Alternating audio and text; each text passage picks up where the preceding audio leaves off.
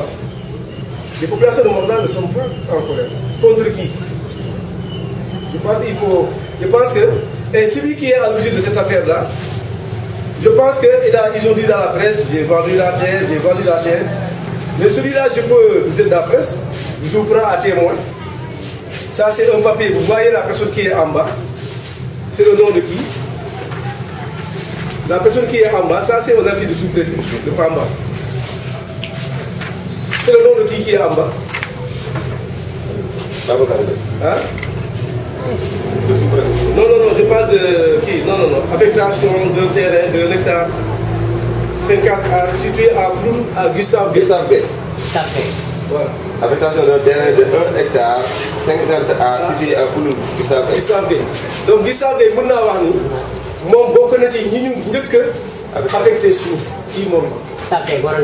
moo doon def conférence. Il a dit n'importe quoi dans cette affaire-là. Donc, bu dee dama jaay suuf xëy na dama ko jaay. Bonsoir. su dee dama jaay suuf mën naa wax ni comme moom dafa jënd bu dee dama jaay suuf maanaam ñi fi nekk dafa jaay te moom bu mu paree ci loolu bu mu defee demande bi pare ñu affecté ko dafa defaat demande 50 hectares. Peut-être duñ ko joxul 50 hectares yi peut-être moo tax mu mer. Voilà, je pense que bu dee en tout cas moom il faut prouver que ñun dañoo jaay suuf si. kon moom dafa jënd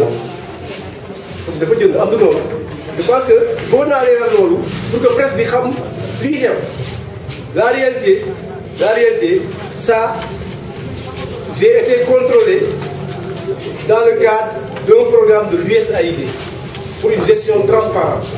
Nous avons été primés, pas n'importe comment, parce qu'il y a eu des contrôles qui sont faits.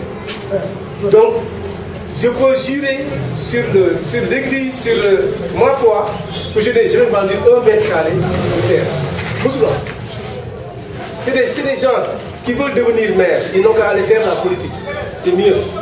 Ils n'ont qu'à aller faire la politique comme nous on fait, au lieu d'inventer des choses qui n'existent pas. Parce que si j'avais vendu la terre, ce n'est pas Gustave ou un autre qui va venir le dire. Ce sont les propriétaires des champs qui vont le dire. Allez demander aux propriétaires des champs, est-ce que j'ai vendu? Est-ce qu'il y a quelqu'un qui est venu me dire, Yves, tu as vendu mon champ? Ça n'a jamais existé. Et ça n'existera jamais.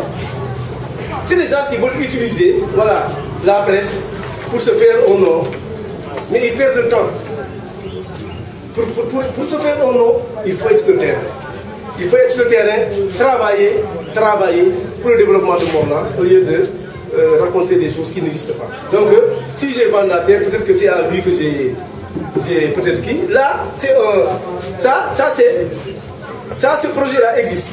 C'est un projet de Aneda. Quand nous on est venus, on a trouvé des gens de Diassa sont là. La Caritas avait mis en place un projet. Et le conseil municipal rural d'alors avait donné 100 hectares à la Caritas. Les populations se sont opposées. Et quand je suis venu, je savais que ce projet était bon pour la commune, pour la commune. J'ai réanimé la chose et le projet, on n'a pas eu ce qu'on voulait. Parce qu'on voulait quand même avoir au moins 50 hectares. Mais comme les populations s'opposaient, Aneda a dit je mets 5 hectares pour commencer. Mais aujourd'hui, ce sont les gens de Diassa qui demandent que Aneda fasse l'extension de ce projet-là. C'est-à-dire que pour moi, c'est très simple. Les populations, c'est une rupture qu'on est en train de créer à Morlan. Toute révolution, derrière il y a un conflit. C'est normal. Nous, à Morlan, les jeunes ne vont plus au champ, ça fait des années. Les champs sont en jachère depuis 30 ans, 40 ans. On ne peut pas continuer comme ça. Il faut changer les choses. Ce changement provoquera des conflits. On n'a pas peur du conflit. L'essentiel, c'est qu'au bout, qu'il y ait vraiment ce que nous voulons. Et ici, si j'ai eu ce prix, c'est parce que j'ai travaillé pour la marche de ce projet. Ce projet, nous, on s'est battu pour que le projet de la Caritas, parce qu'il y a eu une rencontre entre la Caritas, la communauté rurale d'alors, j'étais là-bas, et Plan Reva. En ce moment, Aneda, c'était Plan Reva. Et on a tenu une réunion à la Caritas Sénégal, à Dakar. C'est comme ça que c'est parti. Maintenant, nous, on a payé, il fallait payer une facture de 5 500 000 de la Caritas, parce qu'ils avaient déjà installé les choses. C'est la commune qui a payé ça. Il fallait faire payer l'abonnement du GIE. On a payé 600 000. Et aujourd'hui, la ferme qui accompagne Anida est une des meilleures du Sénégal. Si je vous dis que c'est les jeunes qui y travaillent, l'année écoulée là, ils ont, dans des, si vous recoupez ce qu'ils ont gagné, chacun a gagné 1 700 000 francs. Chacun. Et on vous dit que nous devons dire souci. Non. Nous devons du souci. On ne va jamais vendre un seul mètre carré de souci. Nous sommes là plutôt pour lutter contre la vente des terres. Parce que quand on était venu à Morlan, on trouvait que, comme les populations étaient devenues très pauvres, avec vraiment la sécheresse, les populations vendaient leurs terres pour survivre. Parce que, borom kër, bu fekkee ne amul lu muy dundee la njabootam, lu muy njëkk a xalaat mooy jaay son bien. Et parmi ces biens, suuf si ci la bokkoon. Nit yi dañu nekkoon di jaay seen suuf, ñu xam ne lii bu continuer day nekk lor ci Morlan. Plutôt, mieux vaut mettre en place des projets, loolu dina garantir suuf si. Déjà sax damay dégg nit ñi naan 35 ans bari na, suuf si def na 40 ans kenn bayu. Te 35 ans yooyu dina empêcher nit ki mu mën a ut bail 99 ans. Nit ki mënul ut bail, nit ki mënul am titre foncier, la terre reste au Morlan.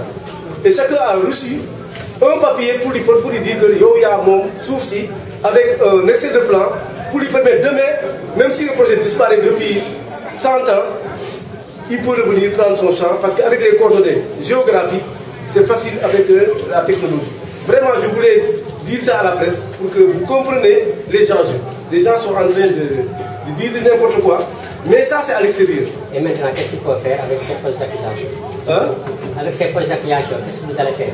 Non, les accusations, déjà, c'est pas, il y a un journaliste que je ne connais pas. Hein? Il a un peu. Non, voilà,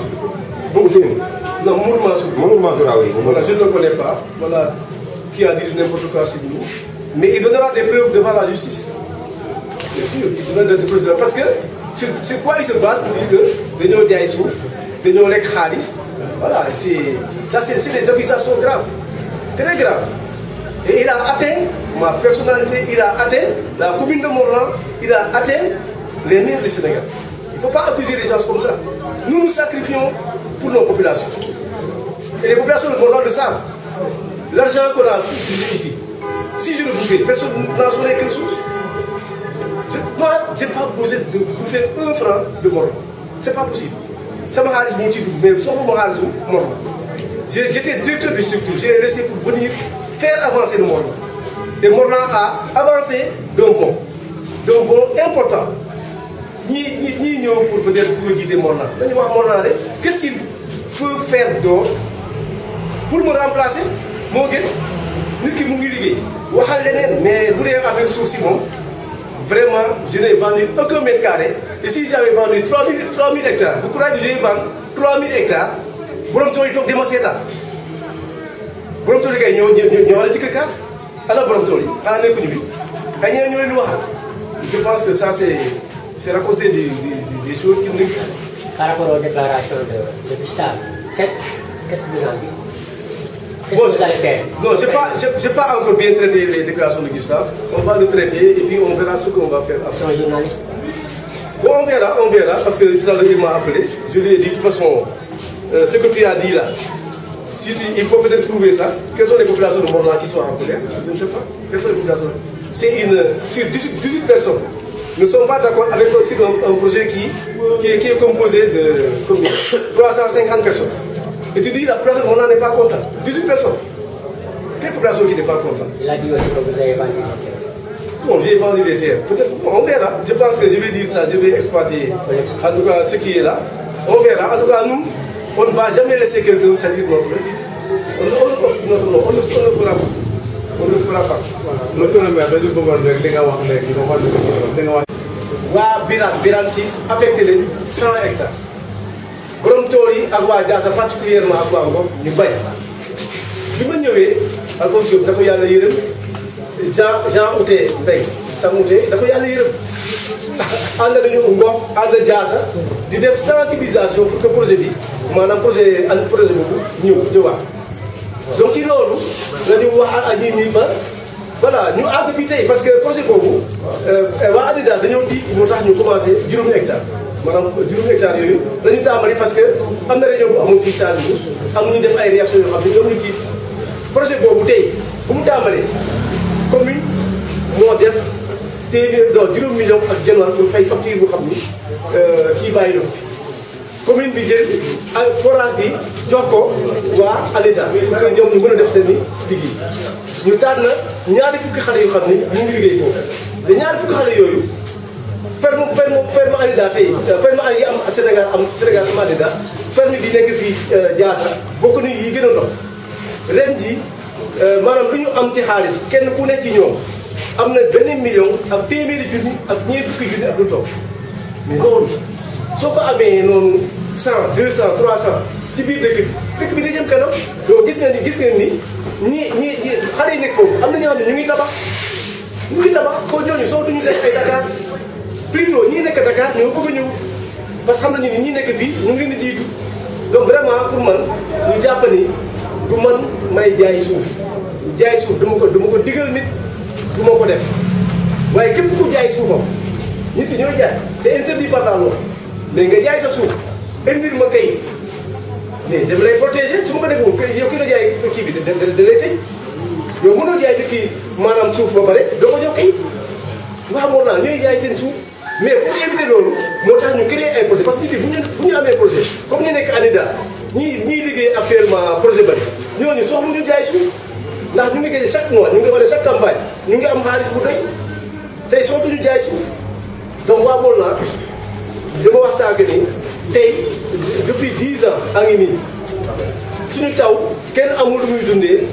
ñetti weer amul nga am ni ngay dundee ñetti weer nga góob ko gëj na am fii moom la loolu nag ci coono yooyu nit ñi am tuñu lu ñuy lekk moo tax ñu commencé di jaay seen suuf nit ñi bu ñu jaayee seen suuf mais ñun ne commune dafa war a ut ay pexe pour que nit ñi bañ a jaay seen suuf nit ñi ñooy jaay seen suuf parce que bu doon nit ñi jaay ñu seen suuf di saaf nee na jaay naa 3000 hectares mais su ma jaayee 3000 hectares xanaa kay borom tool yi xanaa ay dof lañu moom moo gën a muus borom tool yi wala borom tool yi amuñu ay doom non yooyu je pense que ay waxu kasaaw ma wax sànq ni bu dee ñun dañoo jaay suuf gisaab lañu njëkk a jaay ko ndax gisaab arrêté boobu turam mu ngi ci biir am na 1 hectare 50 à te gisaab bu mu paree ci loolu dafa def demande 50 hectares juróom fukki hectares kooku mën nañu joxaay leçon di def di yàq suñu tur ci presse. da nga wax léegi ni lii nga yor ne dafa am ñoo nga xam ne benn journal bu bind ne waa Mollah dañoo mel est-ce que waa Mollah mel na. non waa Mollah bu ñu meree waa Mollah bu ñu meroon wane nañu ko waa Mollah bu ñu meroon wane nañu ko ma ni tey ba xaw ma ne fii ak élection yi mais bu ñu defoon élection suba ñoom ñu ñëw danañu dëgër bu ma leen di waa Mollah meruñu waa Mollah ñoo jaay si suuf commune bi coow bañ a am mu jàppale leen ci loolu ñun jaayu benn hectare voilà donc waa Mollah meruñu moo tax journaliste bi bind lii na xoolaat bind ko te balaa mu koy bind waroon na mu mën a woo c'est la première année que vendredi avant réunion Guissane bi borom tool yi yëpp ak imam ratib bi chef de village yi yëpp daje nañu notable yëpp daje nañu Sadio Kous pourquoi tegul ñooñu lii lay teg mais ñooñu seen wax moo ëpp maanaam parce que ñooñu ñooy borom tool yi ñooy imam yi ñoom ñoo yor dëkk bi je pense que dañu raxas xol yi ku bëgg politique dugal ci politique bi ku bëgg politique dugal ci politique bi lu muy def nii gis naa je le connais bien je pense que waxaguma je le connais très bien man ñoo nekkoon primaire université mën naa ba ne pas suñu def dañoon débat yi dinaa ko toroxal parce que xam naa fi mu koy jaar loolu je pense que xam naa ko bu baax. voilà beneen laaj bi may mujjee ñu ngi jëm ci élection mois de décembre ñu ngi ci mois de décembre peut-être des na at ñu bëgg naa laaj yow maire bu boobaa yow candidat nga war a doon candidat parce que li jëm ci élection xam naa ne gis nga daaw déwén day fekk ñu am beneen maire bu bees yow ci nga bokk candidat. non maire bi man lay doon loolu maire bu bees maire bi man la amul maire bu bees.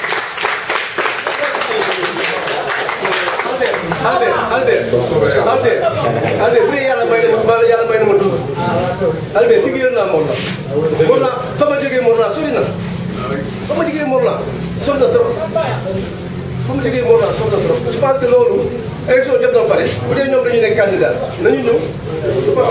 maintenant monsieur le maire est-ce que yombul trop gars yi di défendre ñoom seen i alal di défendre seen suuf quelque part nga toog di leen taxé de politicien est-ce que yombul trop amul beneen jàngat boo si mën a def di leen taxé d'homme politique.